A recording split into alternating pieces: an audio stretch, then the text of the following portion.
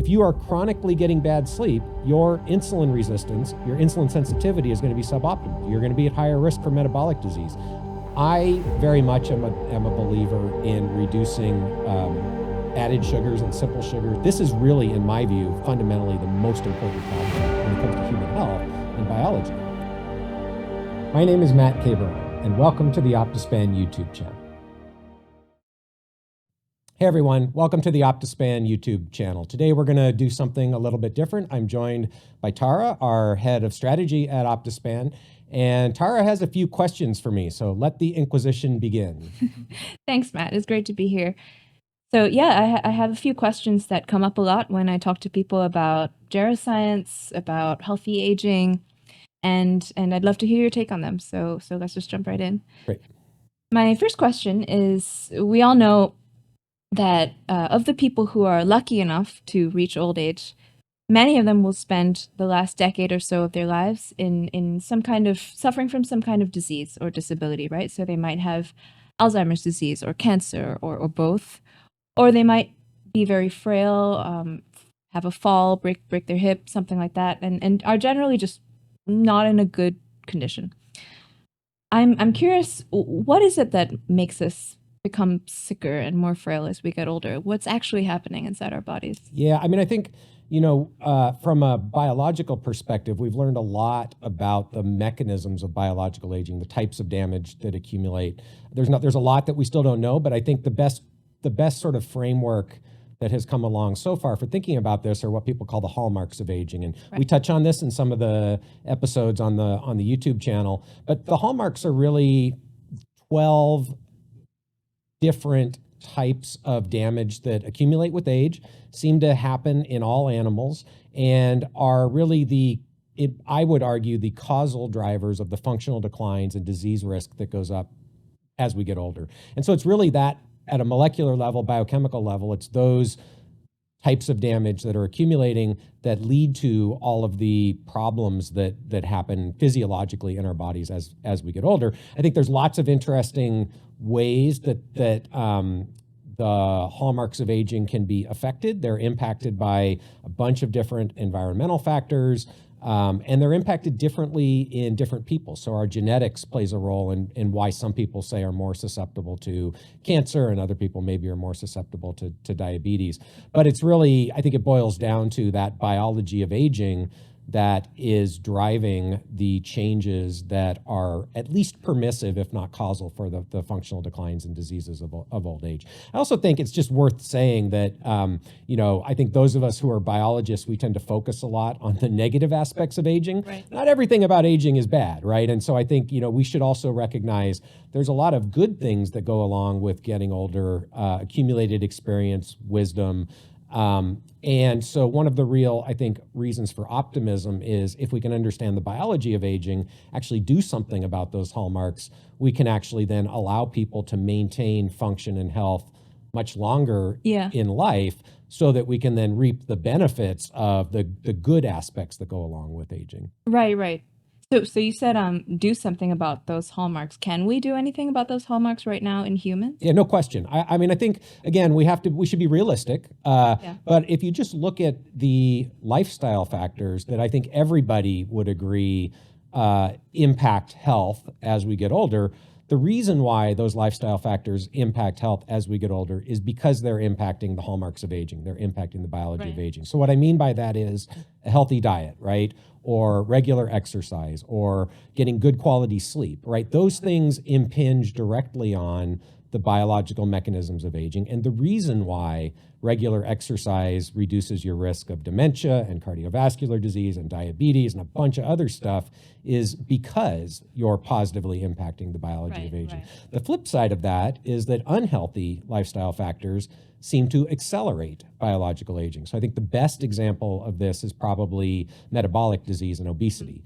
I think it's very clear that metabolic disease, and by that I mean diabetes and related disorders, metabolic disease and obesity increase your risk of a whole bunch of different age-related diseases. And the reason why it's not only cancer or only heart disease that's being impacted is because those lifestyle factors are directly modulating the biology of aging. So at that level, yeah, there's no question we can modulate the biology of aging. I think maybe what you were indirectly asking is, can we modulate the biology of aging other ways with supplements or drugs or potentially someday gene therapy?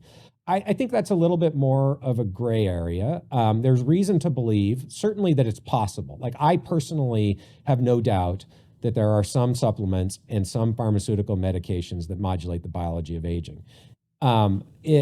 It becomes a little bit more challenging to say with confidence that for an individual person, a particular supplement or a particular medication will significantly increase lifespan and health span. And the reasons for that, are sort of obvious, but again, maybe worth stating. Number one, to really definitively prove that you have slowed the aging process in people, that's a multiple decade experiment, right? And you need thousands of people, and we just don't have that data right now. So I don't personally feel confident saying that rapamycin or a particular supplement is going to slow the aging process in myself or in you or in other people. But I can sort of in my own sort of mind have a probabilistic determination of what I think the odds are that that's the case. Right. But I think from a more conceptual perspective, yes, there's absolutely no question that it is possible to modulate the biology of aging using things like small molecules, potentially someday gene therapy. I don't think we're there yet. But yeah, I think that is on the horizon and certainly doable. Okay. So you've mentioned small molecules, gene therapy, and that makes me think, there are a lot of this field has kind of become a lot more mainstream in recent years, right? And there are a lot of people doing from industry, from academia, trying to figure out how we can modulate the biology of aging through small molecules and gene therapy and such. Which area of R&D are you most excited about? What do you think is most promising? I mean, I'm hearing that you're saying it's going to be a long time before we see anything, but is there something that you're thinking like, hey, there is something there, even if it takes a long time? Yeah. So let me frame it in a couple of ways. I think it's going to be a long time before we have proof in humans that a particular intervention, I'm just going to bucket all of these as interventions, that a particular intervention definitively increases lifespan or health span, right? Simply, again, because of the timescales involved. So I think in people, we're going to be reliant upon either biomarkers, and we can talk more about that, but those would be sort of short-term measures that you could use that we think are predictive of long-term health outcomes, mortality or disease risk. So I think we're going to be reliant on biomarkers, or we're going to be reliant on individual age-related disease risk. So for example, you could take a population of people who are at high risk of dementia, don't yet have dementia, and show in a shorter time frame that fewer of them go on to develop dementia because you positively targeted the biology of aging. So I think that's kind of what we're going to be restricted to in the order of 10 to 15 years.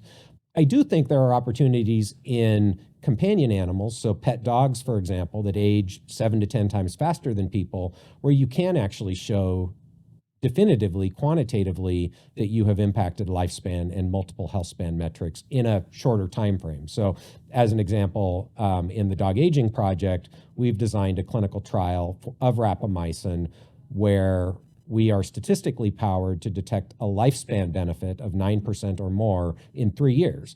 That's just something you couldn't do in people without it being a multi-billion-dollar trial because of the length of time people live and the number of people that would be needed. So I think there are opportunities there to get towards, real definitive proof that you have modulated the biology of aging.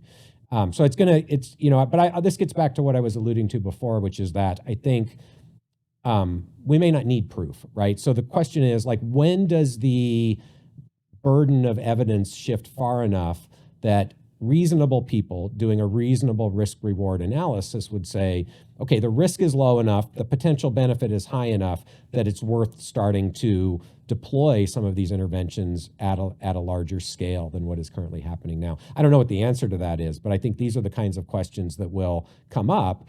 And I think one of the reasons why they'll come up is because we will start to see, we're already seeing biotechnology companies, eventually big pharma, wade into this area, develop drugs that they think are targeting the biology of aging, Yeah. they probably won't get FDA approval for aging. They'll get FDA approval for a particular age-related disease or particular functional endpoint. But once that happens, then when does the medical community agree that the risk-reward favors making this available to people on a broader scale? And I know I'm going on for a while, but just to give a specific example, I tend to do that. Just to give a specific example, there was a company called Restore Bio a few years ago now that was working on a drug that was an inhibitor of mTOR, which is the same protein that rapamycin inhibits.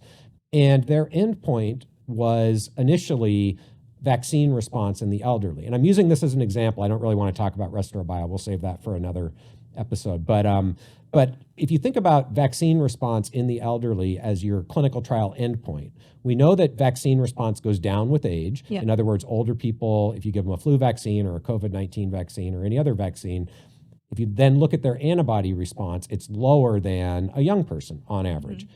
So you could imagine if you had a drug that could rejuvenate the function of the immune system, like rapamycin appears to in mice and probably does in people, you could do a clinical trial where you treat with the drug for 6 weeks, then you give the vaccine, and then you just measure the response. Mm-hmm. And that's a perfectly valid endpoint for FDA approval. So let's say a company does that and they get FDA approval for their drug X that they believe targets the biology of aging, but it's approved to boost vaccine response in the elderly. Mm-hmm. You could see that deployed to hundreds of millions of people very quickly, mm-hmm. right? And so I think that's an example of how this might evolve, where we don't actually know that drug will increase lifespan and healthspan, but we're pretty confident it will boost vaccine response in the elderly.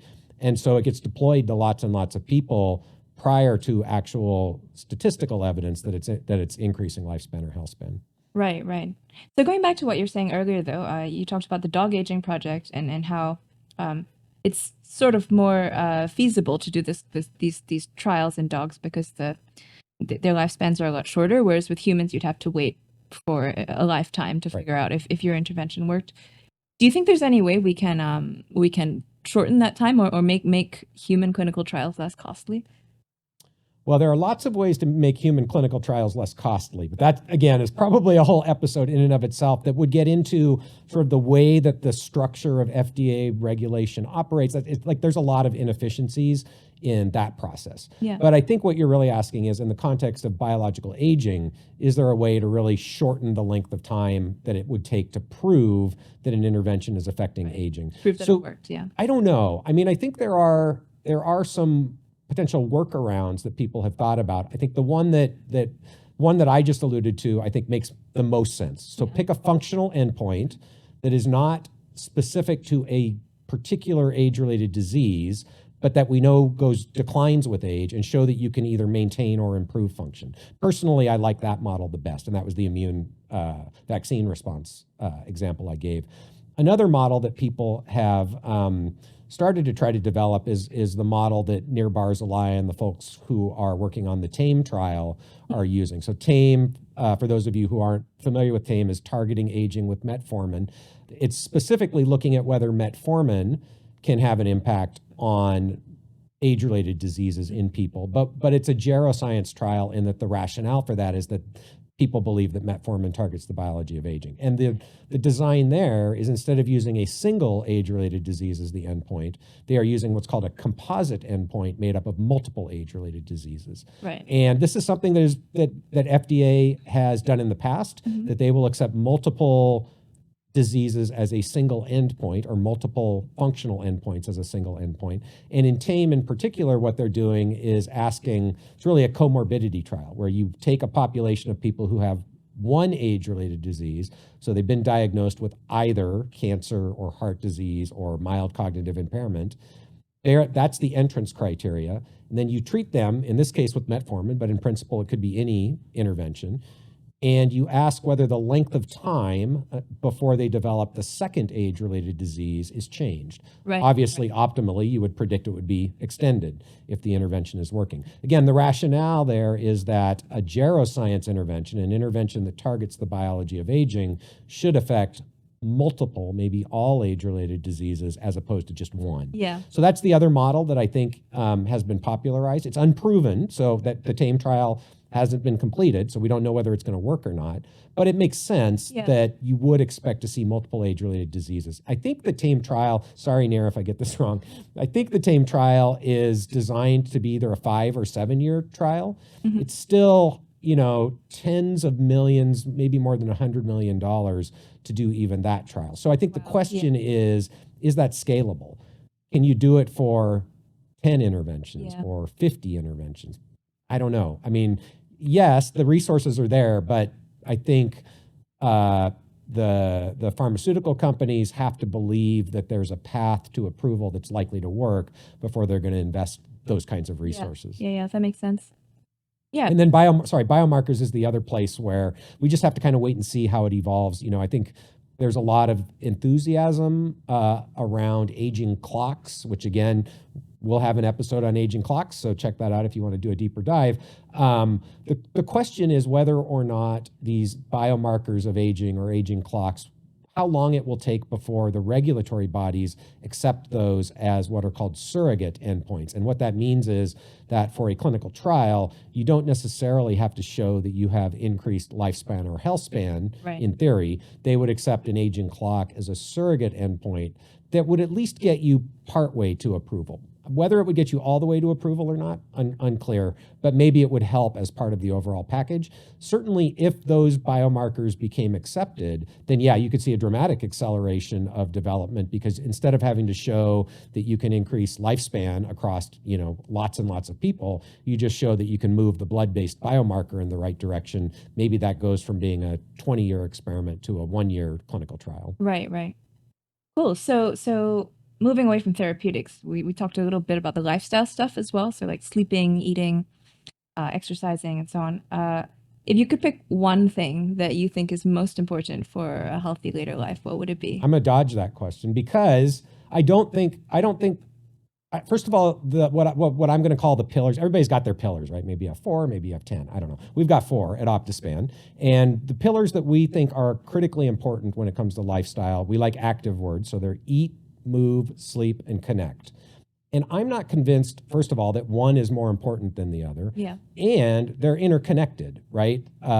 So I don't know that you can say that if you improve your sleep, but you don't improve your diet, that you're going to move the needle. I think they all have to kind of go together, and they do go together often. So what I would say is I think all of them are important. Which are most important and or the easiest levers to pull are going to be very individual. And so again, what I mean by that is that some people are going to need more work in one of the pillars than in the other pillars. So I think they're all important, and I'd be hesitant to say that one is more important than the others. And this is, my thinking on this is evolving and changing. I think I probably in the past, have said along the lines of that I think exercise is particularly important, if not the most important. But I've kind of changed my attitude on that. I think they really all are critical to sort of optimizing your health as much as possible. Right. What made you change your mind? Education. And also I think just so I think previously, I've gone through my own health journey, and I've learned a lot about my own health.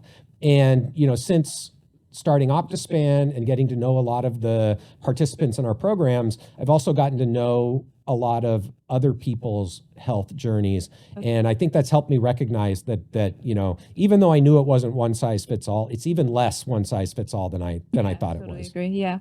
And on that, so zooming in on the eat pillar, something I find about nutrition is it's like, on the one hand, there are lots of people who are interested in modifying how they eat and optimizing it, which makes sense because it's a relatively accessible pillar to change. But at the same time, it seems to me like we know really little about nutrition, especially when you start zooming in on specific people, right? There are so many factors at play. There's environment, there's genes, there's age, activity level. And I'm wondering if you have any strong convictions about nutrition and health span, given that it seems so individually specific and kind of, in my opinion, a rather nebulous field. Yeah, I think that's fair. And I think, I've been critical of particularly the intersection of nutrition and longevity research. I think that not because I think that the research as a whole is, bad research, but I think the interpretation is often very, very poorly thought out and a lot of overinterpretation. So I think there's a few things I would say. One is, again, you alluded to it, nutrition is very personal, right? So it's going to be different for different people. I do think there are some general themes that are going to apply for most people. And so this is sort of the way I think about it. And I try very hard not to get too far into the weeds, because I think that's where, once you start to get at the very detailed level, that's where it becomes very individual. I think in a general sense, if you look at just across the average American's diet, right, there's some very low-hanging fruit that most people can fix, right? So my sort of view is cut out as much ultra-processed foods as you can. I know you don't like that, but, but it's the truth. Cut out as much ultra-processed foods as you can, and processed. I think ultra-processed, the definition there is pretty clear, and maybe we should do a specific episode on that, because I know a lot of people are confused about that term, processed foods. Sure. But processed foods, that's sort of a catch-all for a lot of stuff. But I think the idea of generally, when you go in the grocery store, focusing on the outside of the store and not the aisles in the middle, at least in the United States, works pretty well. So cut out as much ultra-processed foods as you can. Yeah. I very much am a believer in reducing added sugars and simple sugars as much as possible. Okay. And then I think paying attention to total calories. Like, I think that bucket, if you just do those things, that's going to be true for pretty much everybody. Yeah. When you start getting into, ketogenic diet or high protein diet or vegan, there I think it's very individual. And I think oftentimes the answers are a little bit less clear. Yeah. My personal journey, what I found for myself is that I do very well on a pretty high protein diet. Personally, I'm not hungry all the time, and it's easy for me to maintain my body weight and body composition pretty close to where I want it to be. Is that going to be true for everybody? No. But it works pretty well for me. And so I think you have to do this sort of individual exploration to kind of figure out what works for you as an individual. I will say, and I think my views here align pretty well with Peter Attia. Peter's a friend of mine, obviously, where I tend to prioritize function later in life. Okay. And function later in life is going to be dependent a lot, not completely, but a lot, on lean mass and bone density. And I think we know that a low protein diet is less favorable for achieving what I would consider something close to optimal lean mass and bone density in your 50s, 60s, 70s, and beyond. So that's also part of the reason why I think for many people, a high quality diet that's fairly high in protein combined with resistance training. So now we're starting to make these pillars connect, right? Yeah. Combined with resistance training is probably the best strategy. If you had to pick one and say, we're going to do this for everybody in the population, I think that's the one that would probably be best for the most people, but it's not going to be best for everyone. And then I think it's just important for people to recognize sleep plays a huge role. So for example, if you are chronically getting bad sleep, your insulin resistance, your insulin sensitivity is going to be suboptimal. You're going to be at higher risk for metabolic disease. A particular diet may affect you metabolically very, very differently if you're getting good quality sleep versus poor quality sleep. Yeah. So again, all of these things kind of come together to impact your overall health status. And that's why I don't know that you can really separate the pillars completely. Right. So you mentioned earlier, you talked about how you think some of these studies are quite poorly thought out. That makes me think of how, in general, in the health, wellness, anti-aging, reverse aging industry, whatever you want to call it, there's just a lot of stuff out there, right? Yeah. There are pills, there are diets that tell you that they're going to extend your lifespan. There are anti-aging creams in the beauty industry, and even in academia, there are some scientists who are making pretty bold claims about what they've been able to do with regard to reversing aging. So, what do you think is the best strategy for a non-expert to figure out what's actually promising and what's just kind of snake oil? Yeah, I think that's a really hard question. So you're right. I think the challenge is there's a lot of noise. Yeah. and how do you cut through the noise and figure out what's real? And I don't have a great example or great answer for that. I think, identifying credible voices is the answer, but how you go about doing that is non-obvious, right? And unfortunately, in my personal opinion, there are not very many credible voices out there. There are people who try, but there really aren't that many people, in my view, again, because I sort of know the science. Yeah. And when I see somebody say something that is inaccurate, I start to wonder whether, a lot of what they say is inaccurate. And so there just aren't that many credible voices out there. Again, I mentioned Peter Attia. Like, for me personally, the one person that I listen to regularly in this space is Peter. I listen to his podcast and I learn a lot. And I already obviously know a lot in this space. There isn't anybody else that I personally strongly would point to other than myself. I think hopefully, one of the things we're trying to build at the Optispan YouTube channel is a credible voice for this kind of data, right? So do I get it right all the time? No, but I do try very hard to not get out of my lane. And when I don't know the answer, to make it clear that I'm speculating. And that's one thing I would say people should look for.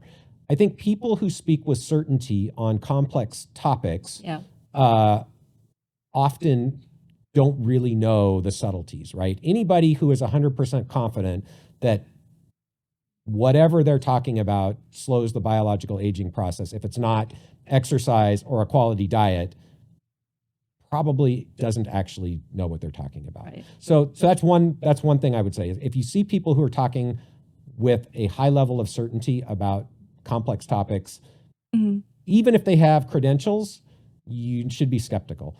The other thing I would say is, if they're trying to sell you something, that's kind of obvious, but if somebody's trying to sell you something, you might want to be a little bit more skeptical than you would be if they're just trying to give information, right? So I think that's another thing that I would say. And then I think ask yourself, like, and maybe this is something where, because again, I am a trained scientist and I'm trained to be skeptical. Maybe the average person isn't wired to really always think this way. But even when I'm looking at people outside my field, I always ask myself, like, what is this person's, if it's an influencer, right? What is this person's training that gives them the credibility to be actually an expert in this field? There are a lot of people in the wellness space that have absolutely no training. And I'm not going to name names, but if you look at the most popular podcasts in this space and the individuals who are on those podcasts, and they're experts in longevity, I always look at that and I'm like, what makes that person an expert? Yeah. And then when they say things that aren't true about the field that I work in, I'm like, okay, they're not an expert. Yeah. So that's sort of the way I approach it. So it's a hard. No, I think there's a couple of things that we can say with 100% certainty, right? Which is that if you hear somebody say that a particular supplement or drug or other type of therapy is an anti-aging therapy, right? Yeah. If you look at that statement on the surface, it's not true. There is nothing that has been definitively proven to modulate the biological aging process in people in a way that we're confident will improve health span or lifespan. There are lots of things where there's some evidence to support that one way or the other, but there's nothing that we know with 100% certainty, I would argue, other than regular exercise, the pillars, right? Regular exercise, high quality diet, good quality sleep. There's really nothing where we have that data. And so when you hear people say that, you should ask yourself, if they are speaking with that level of certainty about something that is definitively not true, what else are they at least implying is true that isn't true? And again, my view is, when somebody lies to you once, they're probably going to lie to you again, whether it's intentional or not. And I don't want to imply that these people are ill-intentioned. I think sometimes they just don't know, or sometimes they think that the hyperbole is okay. Like maybe they think they're not doing any harm by misleading people. I tend to maybe I'm too cautious, but I tend to try to be cautious that I don't mislead people. And so those are the kinds of people that I respect. And again, unfortunately, in my view, there just aren't enough of them in this space right now, which is why it feels like you're constantly being bombarded with noise and nonsense. At least that's how it feels to me. Yeah, no, me too. You've been in this field for what, 20 years? I started my graduate work with Lenny Guarenti in 1998. Okay. So almost 25 years. Okay, cool. So what's been the most surprising thing that you've encountered in this field? That's a good question. So I think, I mean, there's been lots of things that I've been surprised by, right? I think one of the things that I'm gonna give you some positives and negatives. One of the negatives, in a sense, that I've been surprised by is how hard it's been and how long it's taken to really convince a large fraction of people how important the biology of aging is for health.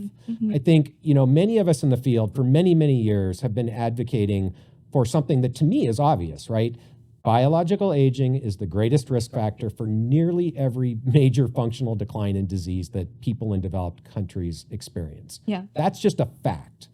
And yet, convincing people that we should put more resources towards doing something about biological aging as opposed to waiting until people are sick and trying to treat their individual diseases has been extremely challenging. I think we're just finally, after 25 years, we're finally starting to see that paradigm shift. Yeah. This is what Peter Attia talks about in the medical community, the shift from medicine 2.0 to medicine 3.0. In my world, it's been more about trying to accomplish that same shift in the biomedical research community. We're finally starting to see that, and so to me, it's been surprising to me how difficult it is to actually convey that message in a way that has traction. And I'm not blaming anybody. In fact, I think partly we in the field need to look at ourselves and ask, why has it been so difficult to convey that message? Yeah. But that surprised me. That's one of the reasons why I started working on this area of research was the biological complexity was super interesting, but it was also immediately apparent to me, this is really, in my view, fundamentally the most important problem when it comes to human health in biology. And it's just been surprising that it's been as slow as it has been to actually get traction with that. It's great to see that we are starting to get that traction, and so that's the positive side of it. I think the other thing that I'm constantly surprised by these days is when I go to meetings, how many just amazingly smart young people there are in the field now. And these kids, and to me they're kids, even though they're, in their 20s probably, are so far ahead of where I was at that age. That's really inspiring. And so I think, again, this is part of that, the field's getting traction. There's more enthusiasm and excitement about the field. But that gives me a lot of hope for the future. The fact that we have so many really talented young people coming into the field, not just in academia, but also in biotech industry and in computational intersection with longevity. So that's been a pleasant surprise. And it really feels relatively recent, certainly within the last, certainly within the last 5 years, it feels like there's been that's just been increasing and increasing. So that's been fantastic, and I really look forward to seeing where we go in the future as a field. Yeah, that's great. I think that's all we have for today. So thanks so much, Matt, for answering all. Awesome. Yeah, thanks for being here and asking me the questions. And it's great to have Tara in office. She's usually a few thousand miles away on the other side of the Atlantic. So this has been fun. Yeah. Thanks, Matt. So thanks for watching, everybody. If you have any questions about what we talked about today, feel free to leave a comment in the comment section. Like and subscribe if you want to see more, and we'll see you next time.